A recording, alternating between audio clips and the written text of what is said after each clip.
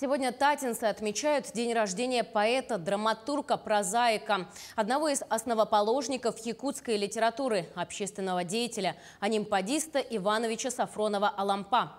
Это Кёльская школа номер 1 имени Алампа ежегодно в этот день проводит широкомасштабные мероприятия.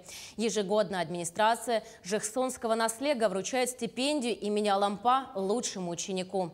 На этот раз стипендиантом стала ученица 11 класса, победительница республиканской научно-практической конференции Эльза Винокурова. А в классных часах, разговорах о важном приняли участие главы Улуса, наслега и руководители организаций на тему «Все мы разные, мы вместе».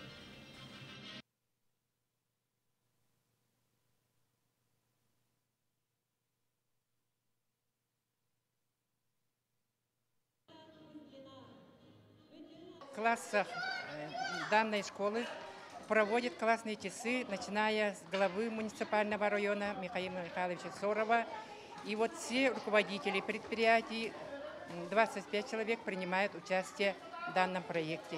В классах они уже проводят по единому плану и вместе со своими региональными компонентами данный классный час разговора о важном.